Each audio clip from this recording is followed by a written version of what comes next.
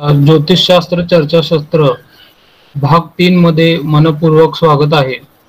गेले 2 आठवडे झाले आपण हा उपक्रम राबवत आहोत आणि त्यातून आपण आतापर्यंत चंद्र शुक्र युती, चंद्र शनी युती याची चर्चाही केलेली आहे आणि आपल्या व्हॉट्सअप समूहावर सुद्धा अनेकदा विविध आपले अभ्यासक वेगवेगळ्या प्रकारच्या पत्रिका पोस्ट करत असतात आणि त्यातून अनेकांना नवीन गोष्टी शिकायला मिळत आहेत. मागच्या चर्चासत्रामध्ये आपण चंद्र शनी युती आणि चंद्र शुक्र युती या दोन्ही पत्रिकांचा अभ्यास केला आणि जवळपास 1 तासभर आपले ते चर्चासत्र चालू होते आणि आपल्या समूहातील काही सदस्यांनी अशी विनंतीही केली होती की अध्यात्म आणि ज्योतिषशास्त्र ह्यावर थोडीशी चर्चा होणे अपेक्षित आहे आणि त्यातून काही नवीन गोष्टी आपणास शिकायला मिळतील. पुढे जाण्याच्या आधी मी आपल्या समूहामध्ये काही नवीन सदस्य आलेले आहेत, त्यांचे स्वागत करू इच्छितो. सर्वप्रथम ज्योतिष विशारद ऋतू केळकर मॅडम आहेत. त्या आपली मीटिंग त्यांनी जॉईन केलेली आहे, त्यांचं स्वागत आहे. त्यानंतर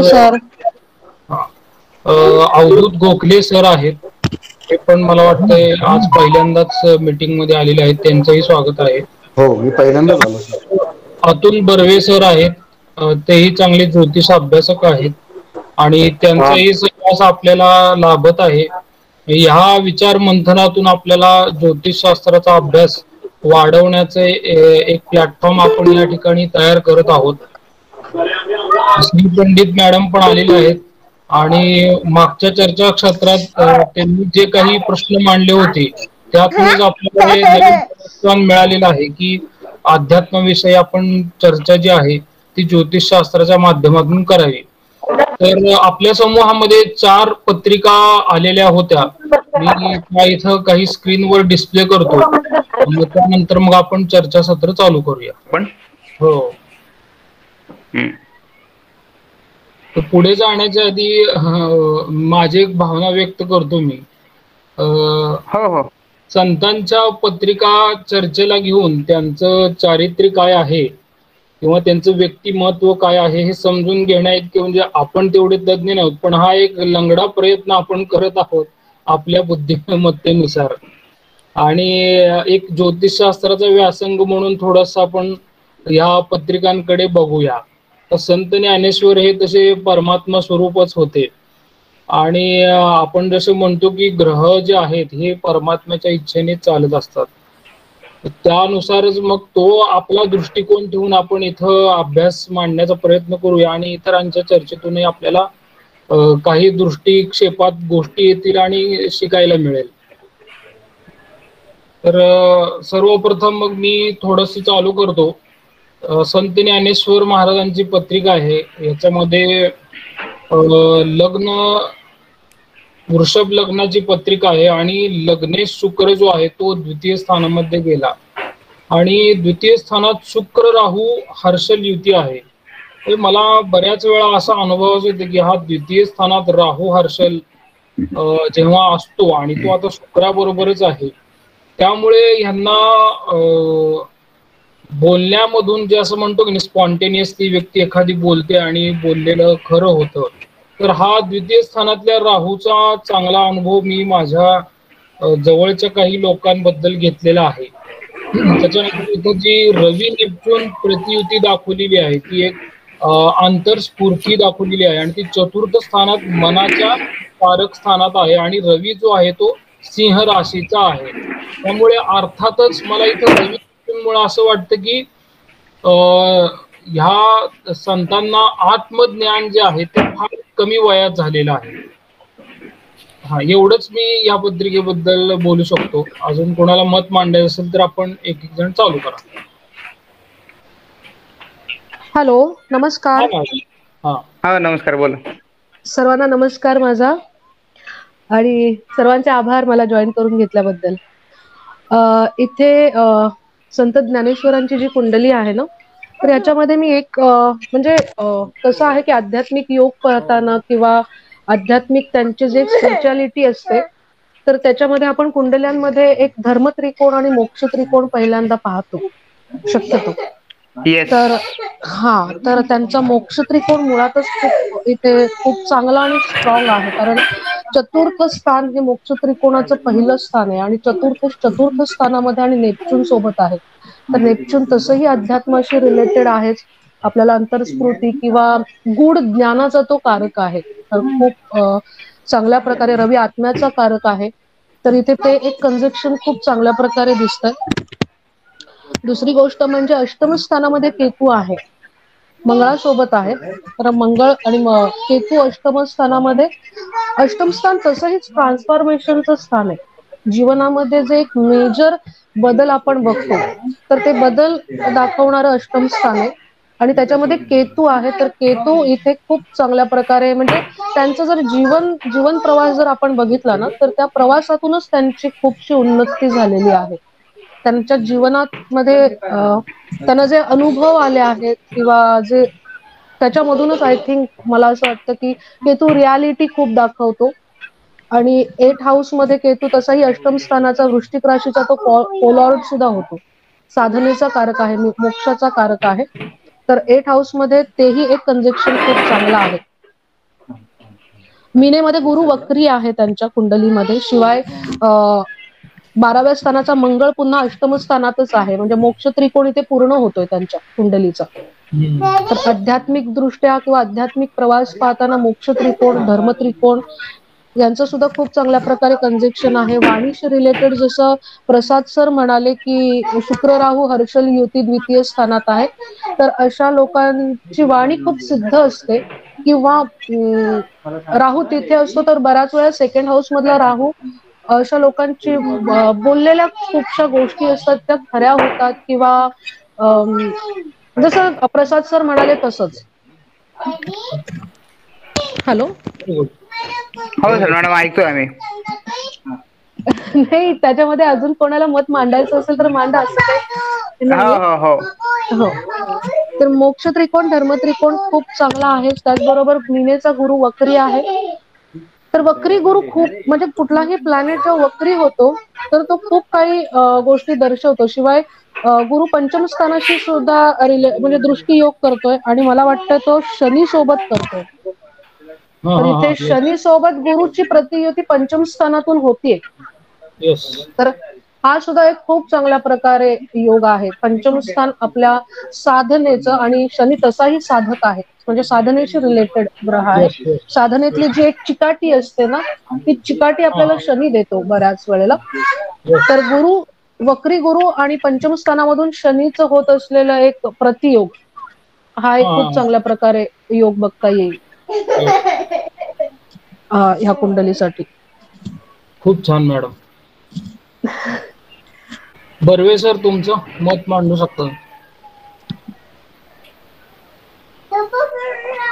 हॅलो. Yes sir.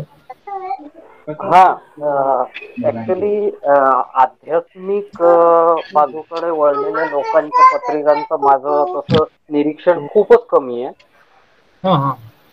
हा, तरी सुद्धा नेपच्यून, केतू, शनी हे 3 ग्रह अध्यात्माकडे माणसाला नेतात. हा, या मतप्रवाहाचा मी आहे. थँक्यू. आता हे संत ज्ञानेश्वर जे आहेत हे युगानुयुगे यांची ख्याती टिकून राहिली. आणि मग मला हे काय वाटतं, हे मंगळ केतू जे अष्टम स्थानामध्ये आहेत याचा रोल त्याच्यामध्ये असावा. सर कीर्तीचा कारक रवी स्वराशीत आहे. बरोबर. आणि परत तो नेपच्यून सारखे म्हणजे जे ग्लॅमर आपण देतो तो नेपच्यूनच्या युतीत आहे. म्हणजे म्हणल्यानंतर सुद्धा असं ग्लॅमर आहे त्यांच्या बाबतचं. आणि ग्लॅमर वेगळ्या अर्थाने बरं का. तर ती रवी नेपच्यून युती सुद्धा तशी दिसते. आणि ती पण परत सुखस्थानात, चतुर्थ स्थानात आहे, जिथनं तुम्ही समूहावरचं किंवा लोकमान्यतेचं बघता. म्हणजे साधारण जनप्रिय लोकप्रिय व्यक्ती.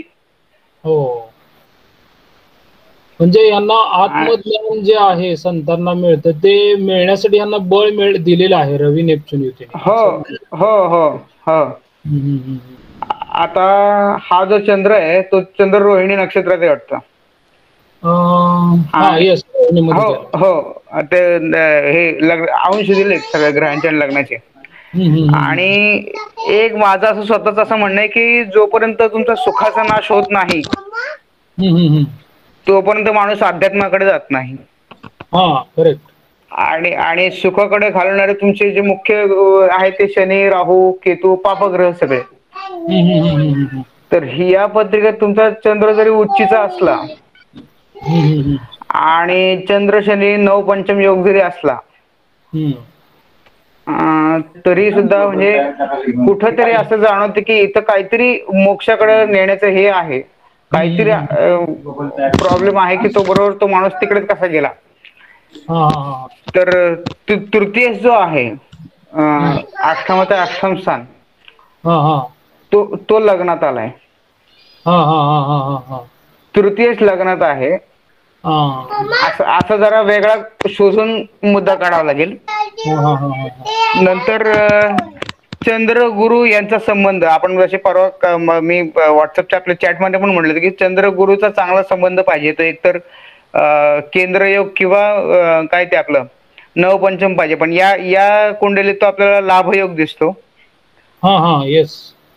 हा आणि विरक्ती म्हणजे लक्षात घ्या, शनीची दृष्टी जर बघितली आपण एक तर सप्तम स्थानावर आहे, लाभ स्थानावर आहे आणि धनस्थानावर आहे.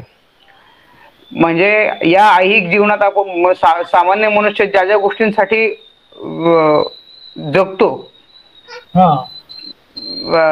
पती पत्नीचं सौख्य असेल किंवा मिळणारे लाभ असतील किंवा धन प्राप्ती असेल, या तिन्ही गोष्टींना शनीने चेक लावलाय. आणि परत लाभस्थानावर शनी आणि मंगळ दोघांची संयुक्त दृष्टी आहे गुरुवर. आता एक विचार करण्यासारखी गोष्ट अशी आहे की समाजाने ह्यांना बहिष्कृत का केलं, हाही विचार इथं बघावा लागेल, ठरवावा लागेल. त्याचं कारण आपल्याला शोधावं लागेल की सुरुवातीच्या बालपणाच्या काळात की समाजाने यांना बाहेर का टाकलं, वाळीत का टाकलं, हे शोधावं लागेल आपल्याला या कुंडलीत. कोणाला सापडलं तर सांगा. करून बोला बरं का, मी थोडासा बॅकग्राऊंडला नॉइज येतो म्हणून म्यूट केलं बरं का. हा सर कंटिन्यू. हो. आणि अग्नी आणि जलतत्व, अग्नी आणि जलतत्व. आता गुरु इथे स्वराशीचा आहे. गुरुचा शुभ संबंध असलाच पाहिजे पत्रिकेत अध्यात्माच्या बाबतीत. तो उच्चीचा स्वराशीचा असा असला असेल तर तो आणखीन चांगले फळ देऊ शकेल, किंवा जलराशीतला. तर ते आता आपण आणखीन जेव्हा 2-4 पत्रिका बघू तेव्हा सुद्धा आपल्या लक्षात येईल की तशी काहीतरी परिस्थिती आपल्याला दिसते. चंद्र शनी नवपंचम योग तोही वैराग्याला चांगला आहे, अध्यात्माला चांगला आहे. आणि शनी गुरु प्रतियोग तो काय लोक माहितच आहे, म्हणजे तो आहेच.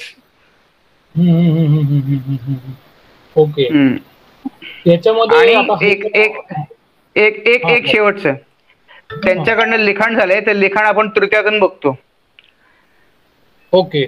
तर तो तृतीयात बुध आहे आणि त्याच्यावर गुरुची दृष्टी आहे. तर त्यामुळं ते लिखाण जे झालं आणि ते इतकं लिखाण झालं की ते एका ग्रंथावर हजारो लाखो लोकांनी पीएचडी केल्या. हो. म्हणजे नुसतं लिखाण होणं वेगळं आणि त्याच्यावर त्या लिखाणावर लोकांनी त्यांचं आयुष्य घालवणं, त्याच्यावर त्यांचा उदरनिर्वाह चालवणं. Yes yes. तर ह्या गोष्टी इथं आपल्याला टॅली करता येतील. म्हणजे इथं लोक कल्याण जे त्यांच्याकडून झालेलं आहे त्याच्याबद्दल काही आपलं निरीक्षण इथं दिसतंय का, की काय कशामुळे लोक कल्याण एवढं झालेलं आहे? लोककल्याण म्हणजे वृषभ राशीला शनी तुमचा काय तो योगकारक आहे वृषभ लग्नाला. तो पंचमात आहे, त्रिकोणात आहे. Yes yes yes. अजून एक मला असं म्हणजे वाटतं बरं का की हा चंद्र जो आहे हा रोहिणी नक्षत्राचा आहे आणि जन्मावेळी तर आता ही चंद्राची दशा चालू असणार आहे. मग ती चंद्राची दशा संपल्यानंतर त्यांची मंगळाची चालू झालेली आहे आणि तो अष्टमस्थ आहे मंगळ अग्नी राशीमध्ये आणि मंगळ केतू एकत्र आहेत. आणि हा मंगळ मला वाटतं मूळ नक्षत्रात गेलेला आहे त्यांच्या केतू बरोबरच. बरोबर आहे. आणि पुढे समोर शुक्र राहू आहेत. मग ह्या काळामध्ये आणि सर ते पारिवारिक सौख्य आहे ते निघून गेलेलं दिसतं, नष्ट झालंय. नष्ट झालेलं आहे. त्या आणि परत आणखीन एक गोष्ट जे काय झालं ते राहूच्या दशेतच झालं. गुरुची दशा आलीच नाही. एक्झॅक्टली मला तोच पॉइंट आता बोलायचा होता की जे लोक कल्याण मोठ्या प्रमाणात झालं ते मिथुनेच्या राहूमुळे झालं बघा सर. हो हो आहे की नाही. म्हणजे आपण राहूला मला प्रत्येक वेळी राहूकडून इन्स्पिरेशन घेऊ वाटतं असं. नाही, राहू शनी हे विलन नाहीच, हा ते खरे हिरो आहेत. हा आणि राहू महादशा आपण मोठी घेतो त्याच्यामध्ये मला वाटतंय समाधी सुद्धा यांची राहू महादशेतच झाली असावी. नाही, आयुष्यच राहू महाराजात संपलंय. राहू महादशेत संपलेला आहे. येस. हो, आता तुम्ही राहूचं नक्षत्र वगैरे चेक केलं तर तुमचं लक्षात येईल की फळं कशी मिळतात. राहू किती अंशावर आहे? राहू 22 अंशावर आहे मिथुनीत. म्हणजे बहुतेक राहूचंच नक्षत्र आहे का? हो आर्द्रामध्ये येईल तो ते. हो तेच, राहूचंच नक्षत्र आहे. त्यामुळे द्वितीय स्थान पक्क झालं. पक्क झालं. येस. हो, आणि त्याच्या अनुषंगाने बघितलं की लक्षात येईल पंचम स्थान लागलेलंच आहे. Yes yes yes. राहूच्या रेषेत पंचम स्थान लागले तर पंचम स्थानात तुमचा विद्याभ्यास, लेखन हे आपलं सगळं त्यातनं होत असतो. आणि त्याच्या आधी मंगळ तो केतूच्या नक्षत्रात, केतू अष्टमात आहे तर गूढ ज्ञान किंवा अख्खं भगवद्गीता उलगडून दाखवणं ज्ञानेश्वरीच्या माध्यमातून ते उलगडून दाखवायला समजून घ्यावे लागेल. हो मग ते समजून घेणं हे गुढ काम आहे. त्या अष्टम स्थान बरोबर ऑपरेट झाले त्यावेळेला. करेक्ट. हा बुध मला वाटतं तृतीय स्थानामध्ये, कारण इथं खाली यांनी टीप लिहिलेली आहे की बुध गुरु नवम पंचम, तो चुकून भाग्यस्थानात पॉइंट झालेला आहे बहुतेक. हो हो हो, तो नवमातला बुध चुकीचा आहे. तो बुध गुरु नव पंचम बरोबर आहे. आणि भाग्येश शनी पंचम स्थानात आहे. तेच ना, तो भाग्येश दशमेश जो आहे ना, केंद्र त्रिकोणाचा स्वामी त्रिकोणात, तो राजयोग झालाय वेगळ्या अर्थाने. Yes yes. अजून कोणाला मत मांडायचं असेल तर जरूर मांडा बरं का, माईक ओपन करून. गोपाळ सर, वेळापुरी सर आहेत? आहे सर. हा सर, बोलायचं असेल तर मत मांडा आपण. सर, माझा कुंडलीचा फारसा अभ्यास नाहीये, माझा अंकशास्त्राचा जास्त अभ्यास आहे. त्यावरून काही पॉइंट शेअर केले तर चालतील? हो, येस येस. सर, इथं ज्ञानेश्वर महाराजांची जन्मतारीख आहे 15 ऑगस्ट 1275. त्यांची फक्त तारीख जर बघितली, ज्याला आम्ही मुलांक म्हणतो, तर ती 15 म्हणजे 6 आहे, 1 अधिक 5. तर 6 नंबर हा मूळ प्रेमाचा नंबर आहे. माया, ममता, प्रेम, जिव्हाळा जिथं आहे, त्यामुळं म्हणजे तो असतानाच मातृत्वाचा नंबर आहे 2 आणि 6. 6 नंबर शुक्राचा आहे, मायेचा, प्रेमाचा. त्यामुळं ज्ञानेश्वर महाराजांचं जे काही कार्य होतं ना, ते जगासाठी मातेच्या रूपानं किंवा जिव्हाळ्याच्या रूपानं होतं, आणि म्हणूनच त्यांना माऊली हे नामाभिधान प्राप्त झालं असावं. शिवाय त्यांची पूर्ण जन्मतारखेची जर बेरीज बघितली आपण तर ती 2 येते. ती परत माया, ममता, चंद्र येतो 2 नंबर. तर माया ममतेकडे झुकाव दाखवतो, प्रेमाकडं, भावनेकडं. तर हे 6-2चं जे कॉम्बिनेशन आहे ना, हे नंबर मातृत्वाचे. तर त्यांची पर्सनॅलिटी ही म्हणजे जगाला आपलं अपत्य समजून त्यांनी त्यांचं काम केलं. आणि माता काय करते, मुलाला अवघड गोष्टी सोप्या करून सांगते, कारण बालकाला समजत नसते. मग ते आणखीन सोपं करून सांगायला लागते मातेला, जे काही ते बालकाचा प्रश्न असेल. तर ज्ञानेश्वर महाराजांनी तेच पाहिलं की त्यावेळी समाजात गीता भले ज्ञानाचा सागर असो, पण लोकांना आपल्या कळत नव्हतं ते. तर त्यांनी ते म्हणजे मातेचा रोल प्ले केला तिथं. त्यांनी गीतेचं प्राकृतिक मराठीत भाषांतर केलं भावार्थ दीपिकेच्या रूपात, आणि समोर अशी एक भावार्थ दीपिका मांडली की जी सामान्य जनतेला कळावी. म्हणजे मातेनं एक अवघड प्रश्न सोपा करून त्याचं उत्तर बालकासमोर मांडलं, असं मला वाटतं. आणि सर, फक्त ज्ञानेश्वर म्हणजे श्री आणि संत ह्या उपाध्या दिलेल्या आहेत. फक्त ज्ञानेश्वर हे नाव आहे त्यांचं जन्मानं मिळालेलं त्यांना. ते नाव जर पाहिलं तर त्या नावाचे जे अक्षर असतात त्याचे व्हायब्रेशन जे आहेत ते 2 वर येतात, परत चंद्र येतोय तिथे.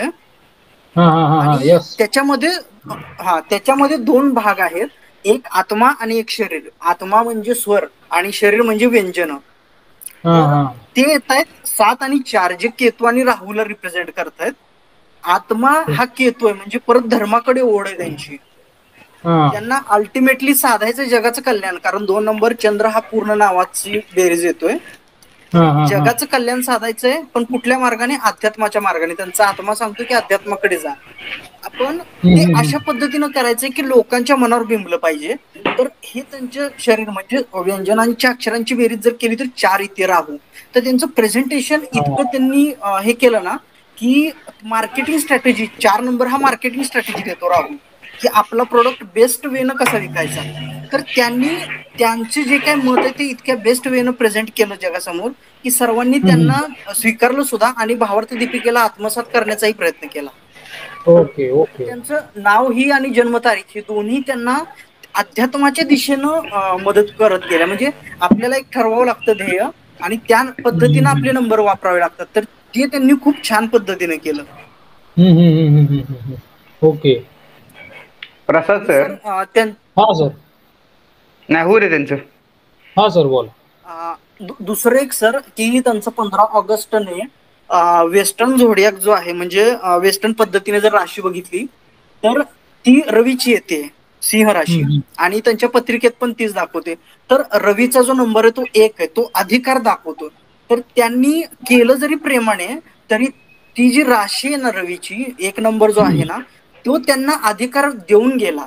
म्हणजे त्यांनी अधिकारासाठी केलं नाही, पण तो राशीचा नंबर जो आहे ना 1 नंबर, तोही त्याचा रोल प्ले करून गेला.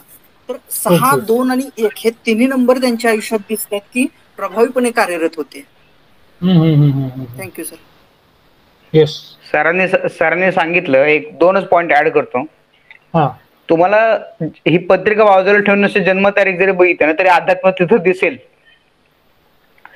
कसं दिसेल तर त्या जन्मतारखेत 5 आणि 7चं प्राबल्य आहे. 5, 7, 8चं. तर 7 नेपच्यून केतू हा अध्यात्माला म्हणा, किंवा शनी 8 विरक्ती देईल तो बघा, आणि 5चं रिपिटेशन डबल 5 आहे, त्याच्यामुळे तो लेखन, वाकचातुर्य, समजून घेऊन समजून सांगणं, हा सुद्धा प्रकार तो इथं सुद्धा दिसेल आपल्याला. आणि त्यांनी जे काही ते जन्मांक मूलांक सांगितलाय, भाग्यांक 2 आणि 6, तो तर आहेच. म्हणजे 6 शुक्राचा आहे. ते लेखन सुद्धा ओजस्वी आहे, म्हणजे जे ज्ञानेश्वरचे लेखन आहे ते सुद्धा ओजस्वी आहे. म्हणजे त्याला आपण फार सुंदर रीतीने, ज्यांनी निरूपणे केले ज्ञानेश्वरजी, त्यांना ते लगेच लक्षात येईल की त्यातलं सौंदर्य काय आहे लेखनातलं.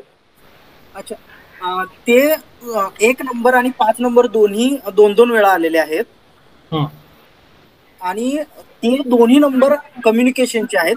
1 नंबर हा ओव्हरऑल कम्युनिकेशनचा, म्हणजे संपूर्णपणे पुढच्या प्रेक्षकांना किंवा श्रोत्यांना प्रभावित करणे. आणि 5 नंबर आहे की बौद्धिक पातळीवर ज्यांना गोष्टी कळतात त्यांना आपल्याकडे खेचणे. तर हे दोन्ही नंबर एकत्र आल्यामुळे त्यांचं लिखाण बौद्धिक पातळीवर तर उच्च झालंच, पण शिवाय सर्वसामान्यांनाही अधिकारवाणीनं ते बोलू शकले आणि सर्व श्रोत्यांना मंत्रमुग्ध करू शकले. 1 आणि 5 एकत्र आल्यामुळे त्यांचं वक्तृत्व खूप प्रभावशाली झालं. ओके सर, त्यांनी नेतृत्वाचा मुद्दा मांडला. नेतृत्व म्हणजे कसं नेतृत्व आहे, तर वारीच त्यांच्यापासून सुरुवात झाली. भागवत धर्माची सुरुवातच त्यांनी केली, त्याचं नेतृत्वच त्यांनी केलं, सुरुवातच तिथून झाली.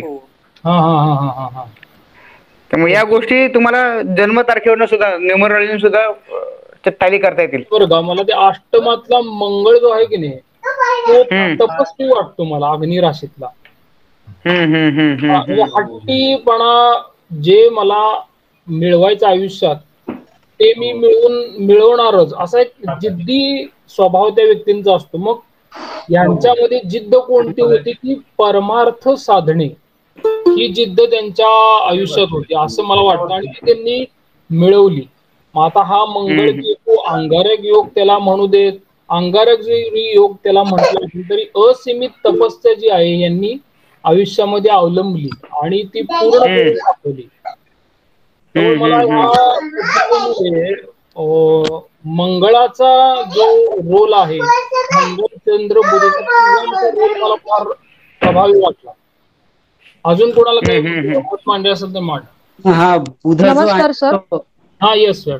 हा बोला मॅडम. कसं आहे ना की पंचम स्थानामध्ये शनी आहे, तर पंचम स्थान आहे ना आपलं पूर्वजन्म कर्म किंवा या गोष्टींशी पण खूप कनेक्टेड आहे. आणि पंचमातला शनी खूप वेळेला अध्यात्माशी कनेक्टेड ठेवतोच. एक तर ते पूर्वजन्मापासून म्हणजे त्यांच्या पूर्वजांपासूनच असतात, की जसं त्यांचे आई वडील मंदिरामध्येच पुजारी होते किंवा त्यांचा एक वसाच होता जो एक त्या धार्मिकतेचा असतो.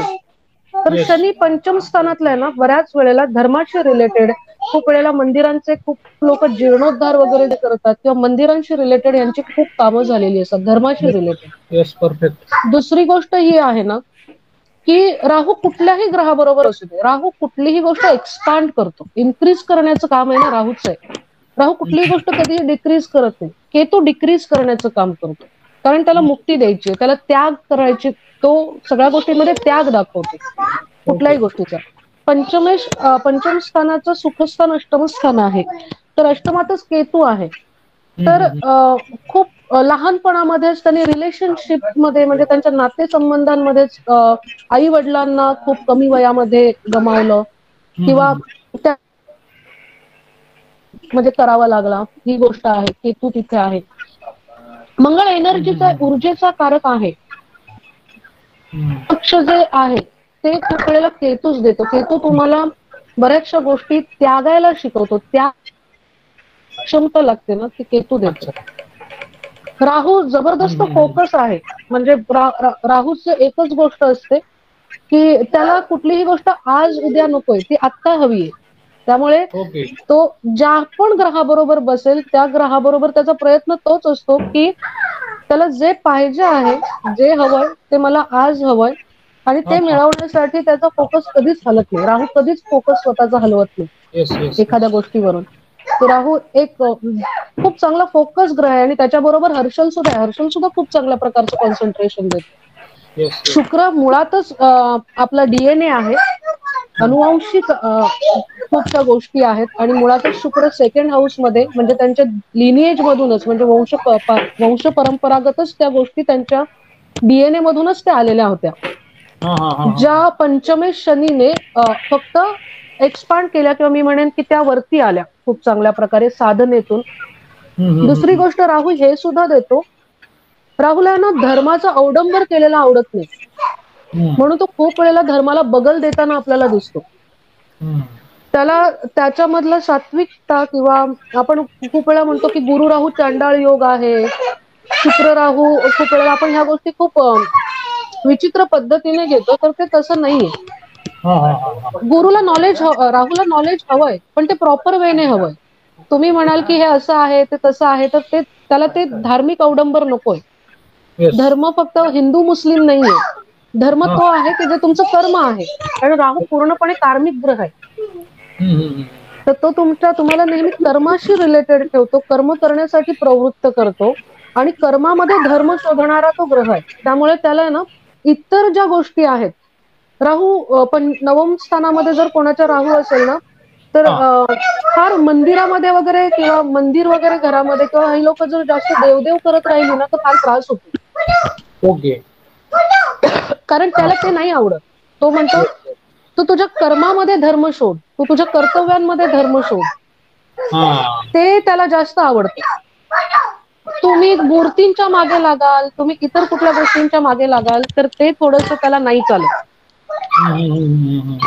तर राहू अशा सेकंड हाऊस मध्ये आहेत, एक हाऊसशी कनेक्टेड आहे.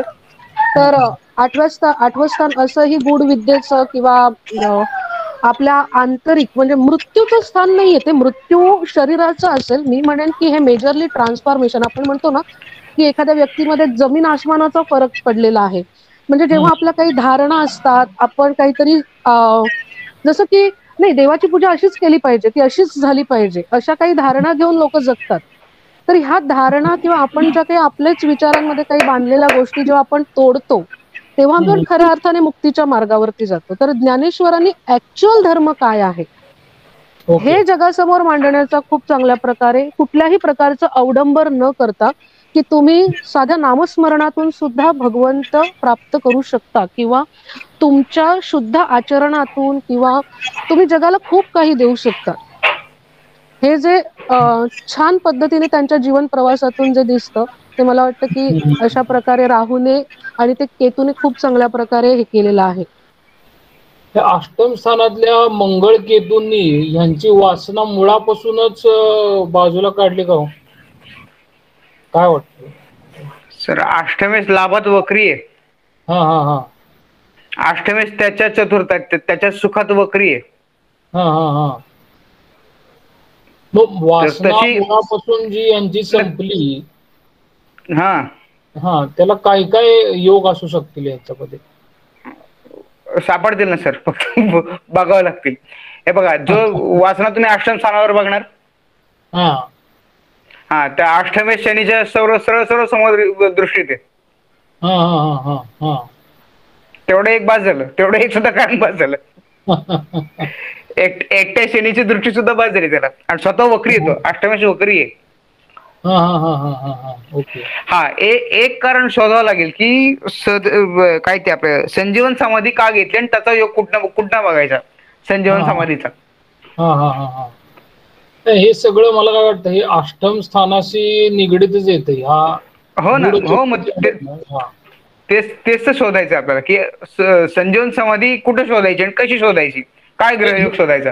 याला मूळ नक्षत्र जे असतं ना, मूळ नक्षत्र हे मी बऱ्यापैकी अभ्यासात घेतलं की मूळ नक्षत्रात जे काही ग्रह असतात ना, ते व्यक्तीला एक सुपरलेटिव्ह हॅपीनेस मिळवून देतात लाईफ मध्ये, स्टेबल राहण्यासाठी, मेंटली त्या स्टेजला पोहोचण्यासाठी. आता मी बघतोय बरं का की जे मेडिटेशन मध्ये चांगले आहेत व्यक्ती, त्यांचा सुद्धा मूळ नक्षत्राशी खूप संबंध आलेला असतो. आणि त्या आश्रमातला जो मंगळ दिसतोय ना, तो मूळ नक्षत्रात आहे आणि त्याच्या नक्षत्र स्वामी केतू बरोबर आहे. दोघेही एकत्रच आहेत अष्टम स्थानात. त्यामुळे मला वाटतं आणि की तुम्हाला आता तुम्ही प्रश्नाचं उत्तर दिलं, मी तुम्हाला आणखीन पुढे जाऊन सांगतो. लग्नाचं नक्षत्र स्वामीच मंगळ आहे. हा, येस येस येस. लग्नाचं नक्षत्र स्वामी, हा, लग्न पण 27 अंशावर. येस येस, मृग नक्षत्रात येतोय ना. हो. तर हे मला अजून एक त्याच्यामध्ये काय दिसतं की पंचम स्थानावरून आणि तृतीय स्थानावरून लोक कल्याण जे आहे हे जास्त दिसून येतं जरा. हो. हा, पंचम स्थानामध्ये हा जो शनी आहे तो कुठल्या नक्षत्रात गेलेला आहे? मंगळाच्या आहे. हा, मंगळाच्याच नक्षत्रात आहे. लग्न नक्षत्र मंगळ आहे आणि ते अष्टम स्थानात गेलेलं आहे. आता हे बऱ्याचशा कुंडली आपण पाहतो बरं का, म्हणजे आता मी कंपॅरिझन असे काही करत नाही, पण ज्यांच्या हातातून काही ना काहीतरी लोक कल्याण झालेलं आहे, मग ह्या संतांनी त्यांच्या अध्यात्मातून लोक कल्याण केलं, लोकांना चांगल्या मार्गी लावलं, ते काही नाही काहीतरी एक मीडियम मिळालं की लोक कल्याण व्हावं. इतर काही जे सोसायटीमधले लोक असतात त्यांच्या पंचमात शनी दिसतो आणि काहीतरी न कळत त्यांच्या हातून लोकांचं कल्याण होतं. मग ते काही बिझनेसमॅन असतील किंवा मोठा काहीतरी एखादी फर्म चालवून हजारो लोक सांभाळत असतील, तर असं एक चांगलं काम जे आहे त्यांच्या हातातून होताना दिसून येतं. त्याला मला वेगळं कारण दिसतंय सर. हा, शनी जर दृष्टीने हानी करणार असेल तर या कलियुगात, या आजच्या जगात माणूस ज्या ज्या गोष्टीसाठी झगडतोय ते पंचमातल्या शनीची दृष्टी त्याच नेमक्या 3 स्थानावर आहे, सप्तम लाभ आणि द्वितीय धनस्थानावर. त्यामुळं वैवाहिक सौख्य, लाभ आयुष्यातले आणि पैसा, या तिन्हीला चेक बसल्यावर माणूस काय करणार? माणूस मग त्याच्यानंतर तुमचा तो याला जाणार, कशाला? तुमचं ते फिलॅन्थ्रॉपीला.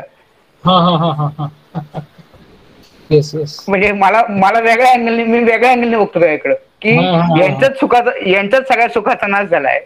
मग ते जनकल्याणच करणार, तर दुसरं काही करणार नाहीत. करणार नाही. हो, खरंय खरंय. हॅलो. हा, येस सर, वेलकम. हॅलो, आवाज येतोय का? हा, येतोय सर. हा मी आत्ताच जॉईन झालो आज हा सर. पहिल्यांदीच. मध्ये एकदा एका याला जॉईन झालो होतो पण ते लगेच बाहेर पडलं गेलो माझ्या लक्षात आलं नाही नंतर लिंकच नाही मिळाली असं झालं. हा हा हा अ हम्म नमस्कार सगळ्यांना. हा आपण आज आध्यात्मिक विषय घेतलेला आहे तसं आता इतक्यात हर्षद सर बोलले की शनीचं पण एक गोष्ट तुम्ही इथे लक्षात घ्यायला पाहिजे की वृषभ लग्नाला शनी हम्म, तितका मारक नाही ठरत. हम्म. म्हणजे जो आपण विचार करतो तेवढ्या नाही, तो पद्धतीने बरोबर आहे ना कारण सर. कारण तो जो आहे शनी हा शुक्राच्या लग्नाला योगकारक ठरतो. हम्म, हम्म, म्हणजे तो कुंडलीतला सर्वात शुभ ग्रह मानला जातो योगकारक म्हणजे. हम्म, हम्म, हम्म, हम्म. आणि असा हा शनी पंचमात मित्र राशीमध्ये आलेला आहे. हा हा हा हा हा पंचमामध्ये तो मित्र राशीमध्ये आलेला आहे. आता हा योगकारक शनी आहे जसं पंचम स्थानावरून आपण म्हणजे पूर्वकर्म पाहतो आणि राहूचाही आपण पूर्वकर्म म्हणूनच विचार करतो. तशाच पद्धतीने शनी सुद्धा काही गोष्टी हा पूर्वकर्मानी देणारा असतो. हम्म, हम्म, हम्म. आणि शनीला तसा कर्मठ म्हणजे कर्मठ ग्रह बोललेला आहे म्हणजे जे आध्यात्मिक ग्रह आहेत. हा हा आध्यात्मिक हा. ग्रह तसे जर आपण बघायला गेलो तर 3 ग्रह आहेत. शनी, गुरु आणि केतू. हम्म. यापैकी गुरु हा ज्ञान लालसा देतो म्हणजे ज्ञान मार्गाने तो अध्यात्म दाखवतो. हा हा तर हा शनी हा तपाचरण दाखवतो इंद्रिय निग्रह दाखवतो शनी. ओके. आणि तो हा इथं शुभ असल्यामुळे आपल्याला ते त्यांचं जे दिसून येतो एक प्रकारे ज्ञानेश्वर महाराजांची कुंडली आहे. आणि बरस त्यांच्यामध्ये तो जो योगाचा भाग दिसून येतो तो हा शनीच्या प्रभावामुळे दिसून येतो. म्हणजे ज्याला आपण म्हणतो ना की म्हणजे शरीर कष्ट होणे आणि त्याद्वारे योग साधणे असा हा प्रकार हा शनी देतो. आणि गुरु जे देतो ते हा हा गुरु जे मोक्ष प्राप्ती किंवा जे देतो ते ज्ञान मार्गाने जास्ती देतो. आणि हा हा शनी हा हा मात्र ज्याला प्रत्यक्ष तपाचरण करायला लावतो तर केतू हा मात्र काय करतो विरक्ती निर्माण करणारा ग्रह आहे केतू. येस म्हणजे येस तो विरक्ती कसा करतो की जसं आता हर्षद सर बोलले की जे काही मुख्य स्थान आहे त्या स्थानांचा अभाव ते यांना मिळणार नाही ते शनीदृष्टी पण शनीदृष्टीपेक्षा ह्या बाबतीमध्ये केतू जास्त फळ देतो केतू तो विषयच संपून टाकतो. आणि त्याच्यामुळे हम्म, मग हम्म, त्या हम्म. माणसं ही अशी समजूत होते की ह्या जगामध्ये काहीही राम उरलेला नाही ही जी विरक्ती देण्याचं काम आहे ना हा केतू करीत असतो. आणि शनी हा या हम्म, लग्नाला हम्म. योगकारक ठरलेला आहे त्याच्यामुळे आपल्याला ज्ञानेश्वर महाराजांच्या जीवनामध्ये जे काही योगाची चमत्कार दिसतात म्हणजे पाठ गरम करून त्याच्यावर त्यांनी तव्याचा उपयोग म्हणजे तव्याप्रमाणे पाठ गरम करून त्याच्यावर त्यांनी भाकरी भाजायला लावल्या वगैरे हा जो हा हा हा. भाग आहे हा एक प्रकारे हा शनी दाखवतोय. आता एक गोष्ट अच्छा. याच्यामध्ये महत्त्वाची आहे की असे जे आध्यात्मिक श्रेष्ठ पुरुष असतात त्यांच्या हम्म, हम्म, हम्म. बाबतीमध्ये कुंडली काम करत नाही. ही एक हा गोष्ट असते म्हणजे ते त्याच्या पलीकडे गेलेले असतात त्याच्यामुळे काही गोष्टींचा बोध ज्ञानेश्वर महाराजांच्या काही गोष्टींचा बोध आपल्याला होणार नाहीये. कारण कसं सांगितलं गेलेलं आहे की केतू ज्यावेळी व्यय स्थानामध्ये असतो त्यावेळी तो त्या व्यक्तीचा शेवटचा जन्म असतो असं म्हटलं जातं. ओके. परंतु ह्या कुंडलीत आपल्याला दिसत नाही ह्या कुंडलीमध्ये मंगळ केतू अष्टमात आलेला आहे. अष्टम हा स्थानी हा मृत्यूचं किंवा मोक्षाचं स्थान आहे परंतु अष्टम स्थान हे फक्त त्या जन्मापुरतं मोक्षस्थान म्हणून कार्य करतं. हा हा तर हा. केतू हा मात्र आत्म्याचे पुढचे जन्मच थांबवतो. हम्म हम्म हम्म हम्म हम्म. म्हणून मग तो केतू तिथे असल्यामुळे त्याला महत्त्व जास्त तर तसं या कुंडलीमध्ये दिसत नाहीये परंतु ज्ञानेश्वर महाराजांनी समाधी घेतलेली आहे म्हणजे ते मोक्ष मार्गाला गेलेले आहेत.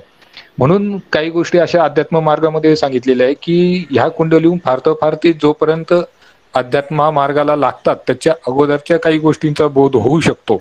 किंवा फार हा तर हा. फार थोड्या वेळाच्या कालावधीमध्ये पण ज्यावेळी ते एक प्रकारे सिद्ध बनण्याच्या मार्गावर लागतात त्यावेळी कुंडली किंवा त्या ग्रहांचा त्या व्यक्तीवर प्रभाव राहत नाही. हा त्याच्यामुळे हा. मग अध्यात्म कुंडलीमध्ये आपल्याला फक्त एवढं कदाचित आपण बघू शकतो. काही काही कुंडल्यांमध्ये आपल्याला बऱ्यापैकी काही गोष्टी मिळतात. परंतु बऱ्याच वेळा त्यांचा अभ्यास करताना हे अध्यात्म मार्गामध्ये गेले कसे किंवा अध्यात्म मार्गामध्ये पुढे गेले इतपतच हम्म. त्याच्यातून मार्गदर्शन होऊ शकतं कारण एकदा का ते सिद्ध मार्गामध्ये गेले की ग्रहांचा किंवा चराचराचा त्याच्यावर प्रभाव राहत नाही. कदाचित त्यामुळे मग ते आपल्याला काही गोष्टी अशा ज्या खटकतात विशेषतः ह्या कुंडलीमध्ये, त्याचं कारण ते असू शकतं. हा हा हा हा हा हा, येस येस, छान. सर तो अंगारक योग तुम्ही त्या अर्थाने पण बघा बरं का. हा, मंगळ केतूचा ना. हा, तो अंगारक योग म्हणजे नक्की त्याचं फलित काय ते अजून मला नाही लवकर लक्षात आलं. काय अंगारक योग काय करतो नक्की? अंगारक योग आता तसं जर आपण बघायला गेलं ना तर तो वास्तविक जे आपण म्हणतो ना की मंगळाचं जे कारकत्व आहे त्याच्यामध्ये तो बाधा निर्माण करतो. आता मंगळाचा राहू बरोबर अंगारक योग आणि केतू बरोबर अंगारक योग या दोघांमध्ये फरक आहे. फरक असणार आहे. हो. हा, कारण कसं आहे मुळामध्ये राहू केतूची मूळ संकल्पना अशी आहे की राहू हा भौतिक गोष्टींचा कारक आहे. तर केतू हा धार्मिक गोष्टींचा कारक आहे. म्हणजे गुरु शनी बरोबर केतूचा जो वापर आहे तो धार्मिक ग्रह म्हणून केला जातो आणि बऱ्याच वेळा तो धार्मिक फळ देतानाही दिसून येतो. राहू तसं नाहीये. राहू हा ज्याला आपण हे जे म्हणतो ना की तो मार्गाला म्हणजे जातकाला भौतिक सुखाकडे एक प्रकारे खेचण्याचा ग्रह आहे. तर केतू मात्र त्याला अध्यात्माकडे ओढणारा ग्रह आहे. पण त्याला तसं स्थानबल आणि राशीबल हे दोघांनाही पाहिजे. त्यांचे गुणधर्म दाखवायला स्थानबल आणि राशीबल हे दोन्ही पाहिजे. आता इथे काय झालेलं आहे की मंगळ आणि केतू हे धार्मिक राशीमध्ये आलेले आहेत. 9, 11, 12 या धार्मिक राशी मानले गेलेले आहेत आणि त्याच्यामध्ये हा मंगळ आलेला आहे. मंगळाचे त्याच्यामुळे काय झालेलं आहे की जसं शनीने जे काम केलेलं आहे त्याला पूरक जी शक्ती शनी काय करणार आहे, सहनशक्ती देणार आहे एक प्रकारे. ते जे काही शरीराला ते तपामध्ये सहन करायचं आहे तो काटकपणा तो शनी देणार आहे. तर मंगळ हा ऊर्जा देणारा ग्रह आहे आणि इथं या मंगळाची ऊर्जा ही धनु राशीत आध्यात्मिक शक्तीमध्ये आल्यामुळे ती त्या मार्गाला लागलेल्या आहे. आणि नाही म्हटलं तरी थोडंसं ज्ञानेश्वर महाराजांनी एक प्रकारे त्यांच्या काळामध्ये एक प्रकारे त्यांनी थोडंसं आध्यात्मिक बंड केलेलं होतं. ते बंड एक प्रकारे हा मंगळ दर्शवतोय. एक क्रांतिकारी विचार त्यांनी त्यावेळी काही मांडलेले होते. ते क्रांतीचा तो जो मार्ग आहे तो त्या धार्मिक क्षेत्रामध्ये दाखवायचं काम हा मंगळ करतोय आणि केतू तिथे त्या मंगळाला एक प्रकारे धार देतोय. म्हणजे ह्या कुंडलीकडे आपल्याला एक संसारी माणसाची कुंडली म्हणून पाहता येणार नाही. त्यावेळी मग तो केतू वेगळे फळ देईल. आता यांनी जिवंत समाधी घेतलेली आहे. त्याचं कारण काय झालेलं आहे की अष्टम स्थानामध्ये हा केतू आलेला आहे. धनु राशीतला हा अष्टम स्थानातला केतू. केतूने एक प्रकारे काय केलेलं आहे की जो नैसर्गिक मृत्यूचा मार्ग आहे तो समाप्त केलेला आहे. तो मोक्षाचा कारक असं असा विचार आपल्याला या बाबतीत करता येईल केतूच्या बाबतीत. कारण आता कसं आहे की हे असे जे प्रकरण आहेत हे खूप वेगळे आणि जसं मग म्हटलं तुम्हाला की त्याप्रमाणे कुंडलीचे क्षेत्र ते येत नाही जिथे हे लोक पोहोचतात.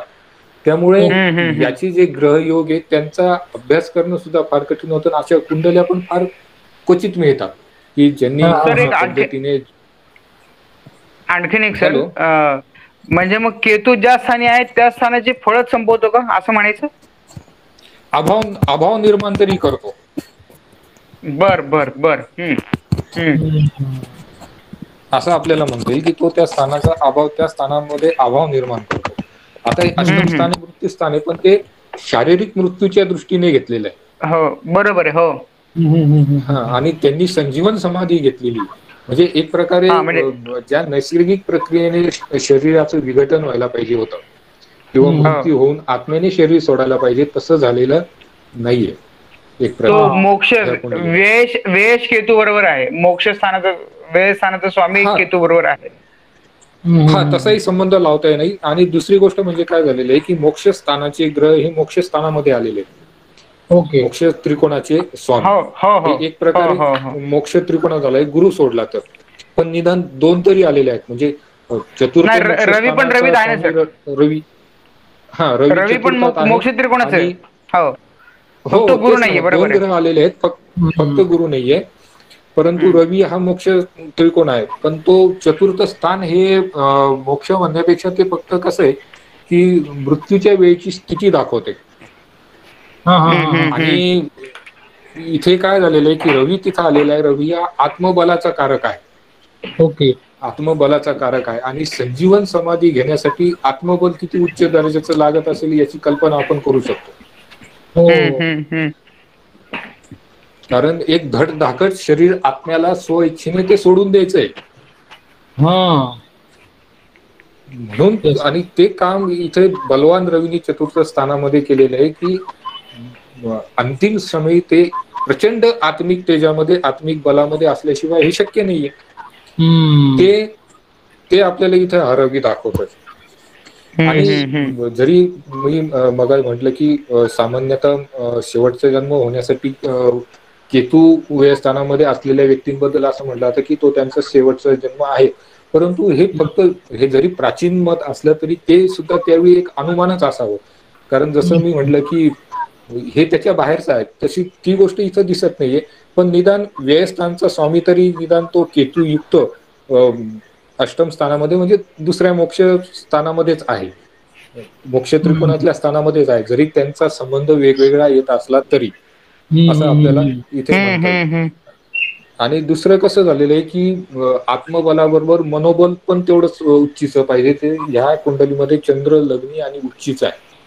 हा हा. Yes yes yes. त्याच्यामुळे संजीवन समाधी घेण्यासाठी आत्मिक बल आत्मबल सुद्धा म्हणजे तो आत्मा सुद्धा तेवढाच प्रतीचा होता आणि त्याचं मन सुद्धा तेवढंच सशक्त होतं. हे आपल्याला विचार याच्यामध्ये इथून करता येईल. आणि त्यांनी जे लिखाण केलं त्या लिखाणासाठी ते गुरुंनी मदत केलेली आहे. कारण तृतीय स्थानावर गुरुची पंचम दृष्टी जाते. अमृत दृष्टी ज्याला म्हटली गेलेली आहे. जे त्यांनी जो ग्रंथ लिहिला त्या ग्रंथाचं त्यासाठी ते महत्वाचं ठरलेलं आहे. आणि परत भाग्यातून बुधाची दृष्टी आहे. बुध गुरुच्या साह्याशिवाय इतका उच्च दर्जाचा लिखाण हे होऊ शकत नाही. बुध किंवा गुरु या दोघांपैकी एकाचं तरी सहकार्य पाहिजे. आणि इथे काय दिसतंय आपल्याला की दोघांचं आहे. त्यात गुरु स्वराशीचा आहे. आणि आता याच्यामध्ये दुमत आहे. परंतु आपण जर एक बघितलं तर कालिदासाच्या मतानुसार वक्री ग्रह हा जास्त बलवान असतो. हो. येस. कालिदासांनी पण एक ग्रंथ लिहिलेला आहे ज्योतिषावरती. तो माझ्या संपूर्ण तर वाचनात नाही पण हे मत माझ्या वाचनात आलेलं आहे की कालिदासनी हे मत नोंदवलेलं आहे की वक्री ग्रह हा बलवान असतो. त्याला वीर्यवान असं म्हटलेलं आहे. आणि अशा या गुरुचं की जो आध्यात्मिक ग्रह आहे तो लाभस्थानामध्ये स्वराशीचा आहे. वक्री आहे. आणि त्याची दृष्टी ह्या तृतीय स्थानावर आहे. बुधाची सुद्धा दृष्टी या तृतीय स्थानावर आहे. बुध तसा धनेश असल्यामुळे त्यांचं वक्तव्य सुद्धा त्या पद्धतीने दिसतंय की जे धर्मस्थानाशी संबंधित आलेलं आहे. म्हणजे नाही म्हटलं तरी नाही म्हणता म्हणता सुद्धा ही कुंडली बरंच काही सांगून जाते आपल्याला. जरी आपण किती म्हटलं किंवा कुंडल्यांचा प्रभाव पडत नाही पण कुठेतरी पार्श्वभूमी त्या जन्मवेळीच्या वेळी तयार झालेली असते. भले त्यांच्या पुढच्या काही गोष्टी या कुंडलीच्या क्षेत्राबाहेर असतील बऱ्याच गोष्टी परंतु त्याची सुरुवात तर कुठेतरी झालेली असते ना. म्हणून ते म्हटलेलं आहे की तो त्या मार्गाला लागेपर्यंत किंवा त्या मार्गामध्ये काही विशिष्ट गती प्राप्त करेपर्यंतच कुंडलीचा प्रभाव असतो किंवा तो जाणवतो. नंतर त्यांचं ते पुढचं जे काही कर्म होत असेल ते कर्म किंवा जे काही ते करतील त्याचा आणि कुंडलीचा काहीही संबंध राहत नाही. परंतु तरी सुद्धा इथे काही गोष्टी आपल्याला दिसत आहेत किंवा गुरुची दृष्टी आलेली आहे तृतीय स्थानावर. तृतीय लग्न स्थानामध्ये आलेली आहे. बुधाची दृष्टी आलेली आहे. बुधही मित्र राशीमध्ये आहे. म्हणजे तसं ह्या गोष्टी त्यामध्ये आहे नाही असं नाहीये. आता जर एक साधारण कुंडली पाहायला गेले तर मग तसे योग सुद्धा या कुंडलीमध्ये दिसतील आपल्याला.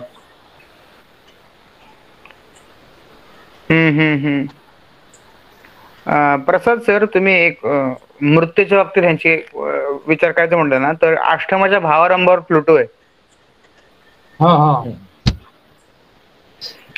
अष्टम स्थानाच्या भावारंभावर प्लुटो आहे. त्यामुळे ते सुद्धा गुढ किंवा ज्याचं काही हे नाही असं सुद्धा म्हणता येईल.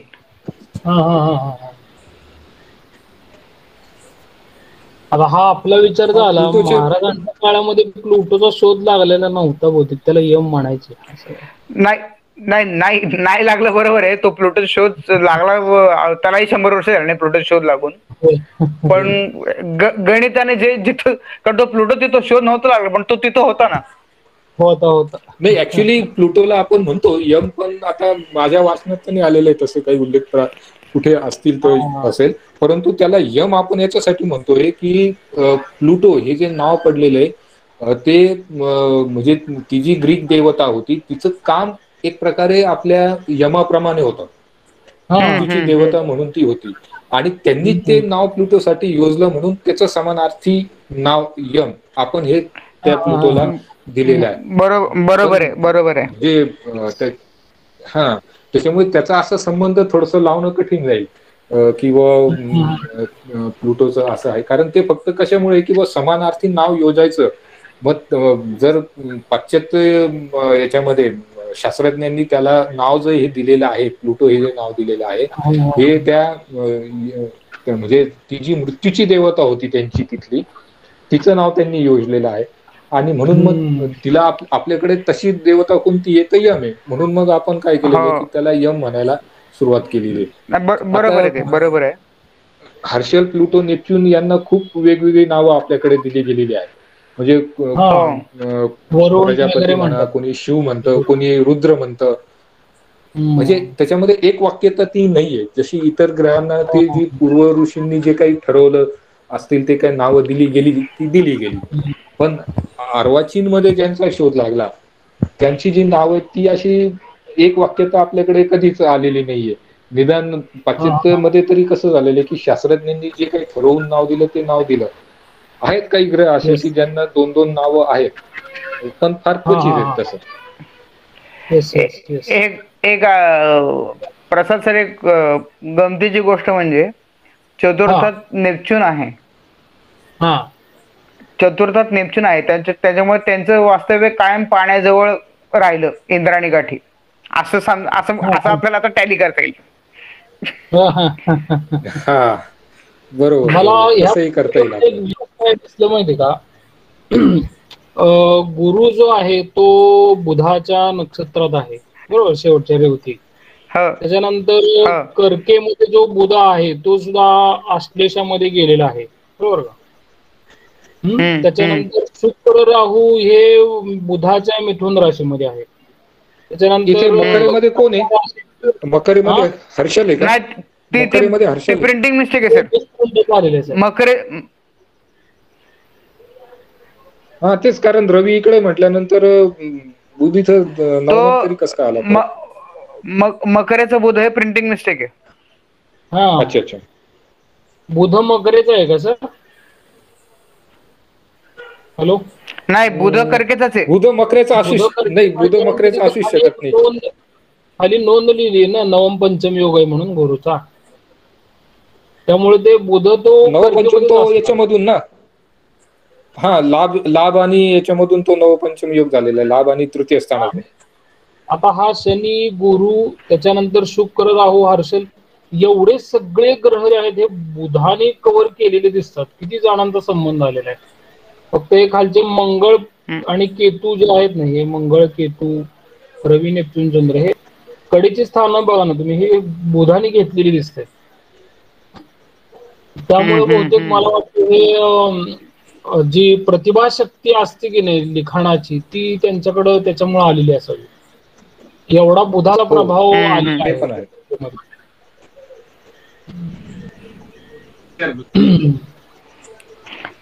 तृतीयातला बुध हा सुद्धा खूप झाला बेसिकला, बरं, ज्यांना अगदी बेसिक पासून सुरुवात करायची. येस येस येस येस, तृतीयातला बुध, करेक्ट. अगदी बेसिक ठोकळा कुंडली जरी म्हटले ना, तृतीयातला बुध लेखन करायला देतो. हो हो हो हो हो. आता जसं आपण बघा म्हटलं ना, तसं आता काही गोष्टी आपल्याला ज्या याच्यातून मिळत नाही, ती गोष्ट म्हणजे कशी आहे की चतुर्थामध्ये रवी स्वराशीचा आहे, बरोबर, आणि नवमेश जो शनी आहे तोही पंचमामध्ये मित्र राशीमध्ये आहे. म्हणजे चतुर्थेश आणि नवमेश तसे बलवान आहे, पण त्यांना मातृ पितृसुख काहीच मिळालेलं नाहीये. हो हो हो हो, बरोबर. कारण एक प्रकारे रवी जो पितृकारक आहे तो चतुर्थात स्वराशीत आल्यामुळे तो त्या दृष्टीने बलवान झाला आणि चतुर्थेश म्हणून मातेचं जे दाखवणार आहे त्याच्या दृष्टीने तो बलवान झाला. चंद्र पण बलवान आहे मातेचा कारक आणि चतुर्थेश रवी. चंद्र बलवान आहे त्याच्या जागी उच्चीच असल्यामुळे आणि चतुर्थामध्ये जो चतुर्थेश रवी चतुर्थात आल्यामुळे तो बलवान झाला. त्याच्यामुळे मातेचे जे दोन ग्रह आपण बघणार आहे कारक आणि भावेश ते दोघेही बलवान आहे तरी मातेचं सुख त्यांना मिळालेलं नाहीये. तीच गोष्ट आपण वडिलांची बघितली तर कारक रवी हा बलवान आहे स्वराशीचा असल्यामुळे आणि जो नवमेश आहे तो मित्र राशीमध्ये पंचम स्थानामध्ये कोण स्थानामध्ये आलेला आहे कोण स्थानातील ग्रह बलवान होतात परंतु त्यांना हे सुख मात्र मिळालेलं नाहीये.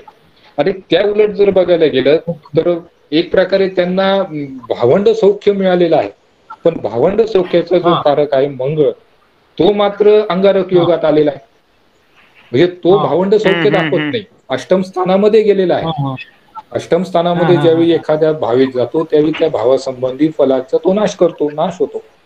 तो इथे मित्र राशीमध्ये आहे म्हणून ही जी कुंडली आहे ना ही त्यांच्या जी भौतिक जसं आपण म्हणतो ना ती भौतिक जे काही आहे त्याच्या अगदी विरुद्ध दाखवते. अध्यात्मक जरी आपल्याला थोडंफार याच्यामधून मात काढता येतोय तरी सुद्धा आपल्याला आपले साधे नियम लावता येतील समजा लावायचेच म्हटल्यावर तर दशमेश वडिलांचा जो कारक आहे दशमेश तो त्याच्या अष्टमात आहे. हो हा दशमेश ठीक आता दशमेश जो तेच म्हटलं तुम्ही जे म्हणताय ना दशमेश वडिलांचं सौख्य बरं ते नेमकं दोघं एकाच वेळी बोललं जात आहे.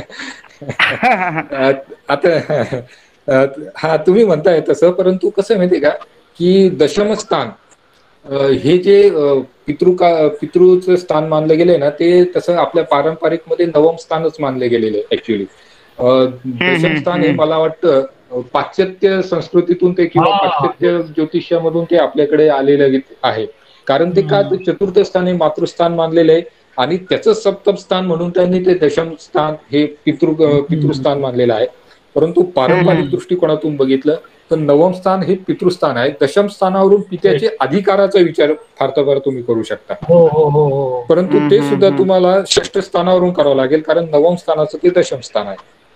म्हणजे नवम स्थानाला जर तुम्ही पितृस्थान समजलं तर नवमाचं पंचम स्थान हे लग्न स्थान आहे म्हणजे वडिलाच्या घरामध्ये एखादी संतती जन्माला आली हे आपण असं टॅली पण करू शकतो. नवमाचं पंचम स्थान हे लग्न नाही कोणतं नवम स्थानाच्या बद्दल काय बोलले सर तुम्ही? नवमाचं पंचम स्थान जे आहे ते लग्न स्थान आहे म्हणजे वडिलांच्या घरामध्ये संतती जन्मास आली. हा म्हणजे कुंडलीचं पंचम स्थान हे नवम स्थानाचं लग्न स्थान आहे असं म्हणायचं तुम्हाला? नाही कुंडलीचं नवम स्थान जे आहे ना आपण जे आता म्हणतोय ना वडिलांचं स्थान नवम स्थान आहे ते तसं का असू शकतं कारण नवव्या स्थानापासून पाचवं स्थान जे आहे ना ते लग्न स्थान आहे स्वतःच्या शरीराचं. लग्न स्थानापासून माझं गोंधळ होते समजलं ना. प्रसाद सर थांबा. हॅलो हा सर बोला. प्रसाद सर थांबा. सर दैठणकर सर नवम स्थान वडिलांचं म्हटलं ना तर नवम पासून पंचम स्थान हे लग्न स्थान आहे ना आपलं. बरोबर म्हणजे आपण जर कोणाची संतती असू संततीचं लग्न स्थान आलं ते बरोबर हे केपी मध्ये बर्थ टाइम रेक्टिफिकेशन करताना मी हे ते चांदणी सर कोणतरी आहेत युट्यूबवर त्यांच्याकडून हे ऐकलेले आहे. नवम स्थानाला ऍडजस्ट करणे राजेंद्र चानी ते मला वाटतं CLI लिहिलं होतं नवम स्थान राजेंद्र चानी CLI येस राजेंद्र चानी हो बरोबर. त्यांनी ते बर्थ टाइम रेक्टिफिकेशन करताना नवम स्थानाचा सब का ऍडजस्ट करायचा. Yes madam welcome. तर माझे म्हणजे असं म्हणतात की सगळ्यांनी अतिशय सुंदर विश्लेषण दिले, पण असं म्हणतात की ज्योतिष शिकायला आपल्याला आयुष्य लागतात आणि त्याच्यात ज्ञानेश्वरांसारखं म्हणजे अकलनीय त्यांचं लिखाण सुद्धा आपण त्याचं इंटरप्रिटेशन नाही करू शकत प्रॉपरली, आपण त्यांचं आयुष्याचं नाही करू शकत. अशा व्यक्तींची आपण पत्रिका खरंच कशी तिचं विश्लेषण करू शकतो? म्हणजे आपण साधारण विश्लेषण नाही करत मॅडम, आपण अभ्यास करतोय इथे. आपण त्यांचं विश्लेषण नाही करत आहे, आपण अभ्यास करतोय, प्रयत्न करतो. योग आहे. तर ह्यातून आपल्याला ह्या पत्रिका पाहताना एक सत्संग इनडायरेक्टली घडत आहे आपल्या बरोबर. त्यासाठी आपण ह्या पत्रिका पाहण्याचा एक मी सुरुवातीलाच म्हणलं की लंगडाच प्रयत्न करतोय आपण.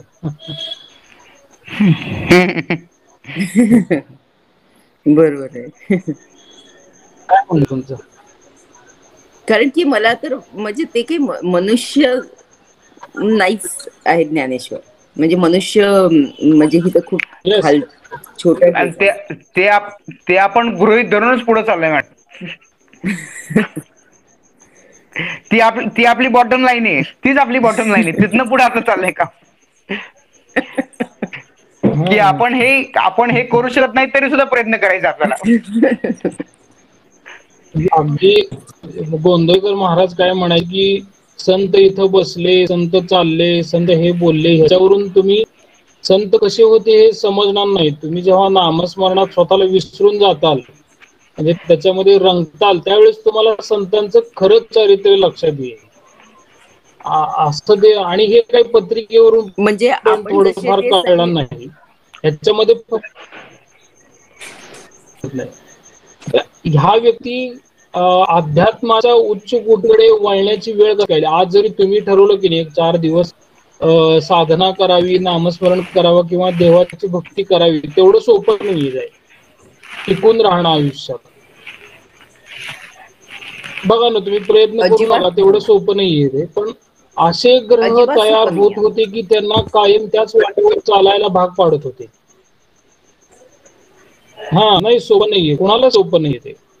त्यासाठी काही हे जे आपण ज्यांना क्रूर ग्रह म्हणतो किंवा मंगळकेतू योग आहेत, शनी आपण म्हणतो, यांचा सपोर्ट होता की तू त्या वाडीवरून चालत राहिलं पाहिजे, असा एक लॉजिक लावण्याचा आपण प्रयत्न केलाय मॅडम. प्रसाद सर एक नमस्कार सर. हा मॅडम. हॅलो. दैठणकर सरांनी म्हटलं की रवी आणि शनी मित्र राशीमध्ये आहे, रवी स्वराशीस्थ आहे, तरी सुद्धा मात्या पित्याचं प्रेम किंवा मात्याचं जेवढं आपल्याला सहवास लाभायला पाहिजे तेवढा यांना लाभलेला नाहीये. तर आपण पित्याचं स्थान नवम स्थानावरून आपल्या वैदिक ज्योतिषामध्ये आपण पाहतो. तर नवमेश पंचम स्थानामध्ये आहे, म्हणजे पित्याचं भाग्य म्हणजे संतती. नवमेश इथे पंचम स्थानामध्ये येऊन बसले की जे म्हणजे त्यांना त्यांच्या वडिलांना बऱ्याच ठिकाणी म्हणजे धर्मसभेने सुद्धा बहिष्कृत केलं किंवा त्यांना अपमानित केलं. शनी थोडासा त्या गोष्टीचा कारक होतो, समजलं का? अपमान, बहिष्कृतता किंवा ह्या सगळ्या गोष्टींसाठी. कारण तो मुळातच एकटा राहणारा, म्हणजे आपण म्हणतो ना ग्रहमालेतला सगळ्यात बाहेरचा ग्रह आहे, गुरुपेक्षा सुद्धा थोडा लांबचा ग्रह आहे. तर तो एकटाच एकांत देणारा ग्रह आहे. तर त्यांना जो एकांतवास किंवा त्यांना बहिष्कृत केलं गेलं, तर ती बहिष्कृतता किंवा त्या ज्या गोष्टी होत्या ना, तर ते संतती, वडिलांचं ते भाग्य, समजलं का? संतती. तर ते ज्ञानेश्वरांनी खूप चांगल्या प्रकारे म्हणजे वडिलांचं ते भाग्यच घेऊन जन्माला आले होते. जे वडील करू शकले नाहीत ते त्यांनी केलं.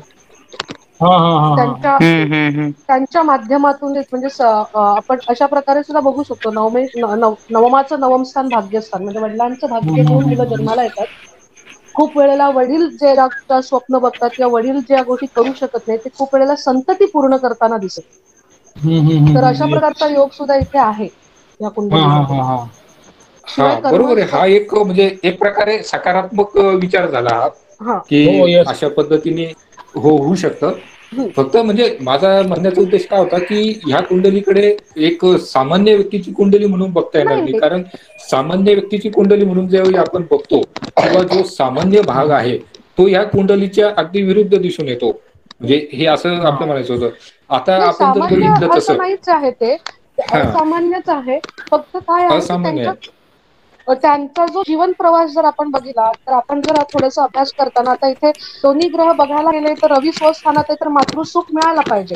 मातृसुख तसंही त्यांना मिळालंय, नाही याच्यातला भाग नाही, कारण मातेकडनंच त्यांना बऱ्याचशा गोष्टी ह्या तिन्ही भावंडांना मिळाल्यात, कारण वडील बऱ्याच वेळेला भितुकीसाठी बाहेर असायचे. तर इथे माता ही त्यांची पहिली गुरु ठरली आहे अध्यात्माची. बऱ्याच ज्या ओके. गोष्टी आहेत ते त्यांना लाभलेल्या ज्या आहेत त्या मातेकडनं लाभलेल्या आहेत. आत्मज्ञानाच्या असतील किंवा ज्याही गोष्टी असतील तर रवी तिथे आहेच, नेऊन आहेच. तर बराच सहवास जो आहे ना त्यांचा तो मातेबरोबर बराच आहे. वडिलांबरोबर वडिलांचा सहवास तितकासा नाही लाभला त्यांना तिथे. आता इथे अजून एक गोष्ट आपल्याला ती बघता येईल, म्हणजे ती अशी आहे, म्हणजे जे मॅडमनी मत मांडलं त्याच सूत्राने थोडस आपण जर पुढे गेलो म्हणजे हा. की वडिलांचं भाग्य जे आपण म्हणतो तसा विचार आपल्याला इथे करता येईल. कारण कसं आहे की हा नवमेश तो काय झालेला आहे, तो त्याच्या नवम स्थानाच्या भाग्यस्थानामध्ये मित्र राशीमध्ये आलेला आहे. आणि शनी आपण हे बोललेलोच आहे, तो एक प्रकारे याचा तप वगैरे साधनेचा तो एक खूप प्रतीक आहे. याच्यामध्ये 3 ग्रहांचा तुम्ही आपण विचार करतो, त्याच्यात एक 4था ग्रह सुद्धा ऍड केला जातो बऱ्याच वेळा, तो शुक्राचा. तो शुक्र जरी भौतिक गोष्टींचा कारक असला तरी तो याच्यातल्या मंत्रतंत्र ह्या अंगाने जाणारा तो एक गुरुच आहे. 3 गुरु कुंडलीमध्ये आहेत, एक गुरु, एक शनी आणि शुक्र. हे येस. 3 गुरु आहेत कुंडलीमध्ये तसे. ओके. तर म्हणायचा मुद्दा काय की हा इथे गेलेला आहे. हा आता हा थोडस आपण जर ज्ञानेश्वर महाराजांचं चरित्र प्रत्येकाने वाचलेलंच आहे, तर ज्ञानेश्वर महाराज किंवा ह्या भावंडांना संन्यासाची मुलं म्हणून असं हिणवलं जायचं. हा. म्हणजे त्यांचे जे वडील होते ते अगोदर संन्यासी झालेले होते आणि त्यावेळेच्या प्रचलित नियमानुसार एकदा व्यक्ती संन्यासी झाला की त्याला परत संसारात पडता येत नाही. येता येत नाही. त्यांच्यावर बहिष्कार टाकण्याचं कारणच ते होतं. त्यांच्या कुटुंबावर किंवा त्यांच्या आई वडिलांनी आत्महत्या केली होती, त्याचं मागचं कारण ते होतं की ही संन्यासाची मुलं, हे संन्यासी, त्यांच्या आई वडिलांना वाटलं की निदान आपण आत्महत्या केल्यानंतर तरी आपल्या मुलांच्या पाठीमागे हे जे आपल्यामुळे लागलेलं आपल्या कर्माचं, म्हणजे त्यावेळेच्या याच्यानुसार दुष्कर्म केलेले आपण एक प्रकारे, आणि त्याचं जे फळ आपण भोगतोय ते आपल्यामुळे मुलांना भोगावं लागतंय. आणि आपण जर आत्महत्या केली तर आपली मुलं निदान त्या याच्यातून सुटून जातील आणि त्यांचं पुढचं आयुष्य सुखाचं जाईल, असं त्यांचं ते आत्महत्या करण्यामागचा तो विचार होता. त्याच्या आई वडिलांनी दोघांनी बरोबरीने आत्महत्या केलेली होती. तर हे त्यावेळेच्या प्रचलित नियमानुसार त्यांच्या गुरुनीच त्यांना आज्ञा केली होती की तू जाऊन अशा पद्धतीने गृहस्थाश्रमामध्ये तू प्रवेश कर. आणि त्यांच्या गुरुची आज्ञा, कारण ज्ञानेश्वरांचा जन्म होणार होता की त्यांनी दिव्य दृष्टीने बघितलं असणार आहे, ह्या सगळ्या गोष्टी आहेत. म्हणून तर मग काही वेळा कसं होतं की ह्या लोकांच्या याच्यामध्ये ह्या कुंडलीला कितपत महत्व द्यायचं किंवा काय, आपण अभ्यास करतो हे ठीक आहे, त्याच्यामुळे कसं होतं की चर्चेमुळे ह्या काही गोष्टी आपल्याला निघतात, म्हणजे समजतात, बरोबर. तर ते म्हणजे तो शनी ते कारकत्व दाखवतं एक प्रकारे की तो जो कर्मठपणा होता, जे ते योगामध्ये होते, जे तपाचरणामध्ये ते संन्यास घेऊन ते निघून गेलेले होते हिमालयामध्ये त्यांच्या गुरु बरोबर, आणि गुरु आज्ञा झाल्यामुळे ते परत गृहस्थाश्रमामध्ये आले. आणि त्याच्यानंतर मग ही सगळी भावंड झाली आणि त्यावेळेच्या समाज किंवा त्यावेळेच्या चालीरीतीनुसार त्यांच्यावर त्याच्यामुळे बहिष्कार टाकला गेलेला आहे की ही एक संन्यासी, म्हणजे हा संन्यासी भ्रष्ट झालेला आहे. त्याने त्याचा संन्यास धर्माचा त्याग केलाय. पहिल्यांदा गृहस्थ धर्माचा त्याग करून संन्यास धर्म घेतला, परत संन्यास धर्माचा त्याग करून गृहस्थ धर्म घेतलेला आहे. त्याच्यामुळे संन्यास धर्माचा त्याग केला म्हणजे हा भ्रष्ट संन्यासी आहे. आणि ही त्याची मुलं आहेत, त्याच्यामुळे ही सुद्धा कशी आहे की एक प्रकारे त्यांच्याकडे सुद्धा तर म्हणजे समाजातील हा भ्रष्ट भाग ह्या पद्धतीनेच पाहिला जात होता. आणि त्याच्यामुळे त्यांना सगळ्या गोष्टी नाकारलेल्या गेल्या त्यांच्या आई वडिलांच्या मृत्यूनंतरही. त्याच्यासाठी सुद्धा त्यांना संघर्ष करावा लागला. अगदी त्यांना त्या याच्यामध्ये जाऊन तिथे जाऊन त्या रेड्याच्या मुखाद्वारे वेद ज्यावेळी त्यांनी वदवले त्याच्यानंतर त्यांना तिथून ते शुद्धीपत्रक मिळालं आणि तेव्हा कुठे त्यांना त्या ग्रंथाची रचना करता आली. आणि त्याच्यानंतर ग्रंथ रचना आल्यानंतर तर त्यांनी संजीवनी समाधी घेतलेली आहे. म्हणजे हा थोडासा भाग जो आहे की तो जो त्याच्या भाग्यस्थानामध्ये आलेला आहे, म्हणजे त्याचे वडील म्हणजे नवम स्थान जसं आपण बघतो ना, भाग्यस्थान आहे, त्याच्यावरून धार्मिक गोष्टींचाही विचार केला जातो. तर हा क्षणी ते दर्शवतो की यांचे वडील सुद्धा या अध्यात्म मार्गामध्ये किंवा या धार्मिक क्षेत्रामध्ये कार्यरत होते. आणि शनी च्या याच्यानुसार एक प्रकारे आपण म्हणू शकतो की ते त्यांचं कार्य त्यावेळी काही असेल, म्हणजे असं आपण म्हणू शकतो या कुंडलीवरनं की ते पूर्णत्वास गेलं नाही. ते अपूर्ण होतं ते ज्ञानेश्वरांनी पूर्ण केलं असं म्हणायला काय हरकत नाही. असं आपण तसं एक गोष्ट म्हणता येईल आपल्याला. म्हणजे ज्ञानेश्वरांचं प्रसाद सर, तुम्ही ज्ञानेश्वरांचा महिमा बघा. आपण 4 कुंडली ठेवलं तर अजून ज्ञानेश्वर संपत नाहीत आपल्याकडनं. आणि संपणार पण नाहीत, तुम्ही किती शोधा. तर सर्वांचे मी मनापासून आभार मानतो की ह्या चर्चेमध्ये त्यांनी उत्सुकतेने सहभाग दिला आणि आपला अभ्यास जो आहे तो मनपूर्वक मांडलेला आहे. शेवटी ज्ञानेश्वर महाराजांच्या कुंडलीवर जसं चाफळकरांनी सांगितलं, जेवढी चर्चा करू ती फारच कमी आहे. आणि एक त्यांच्या कुंडलीचा अभ्यास करताना आपल्याला सत्संग घडावा, काही चांगले गुण आपल्या मनामध्ये उतरावे, हा एक उद्देश होता. की मी असं सांगू इच्छितो की हा कार्यक्रम जो आहे चर्चासत्राचा तो संपलेला आहे.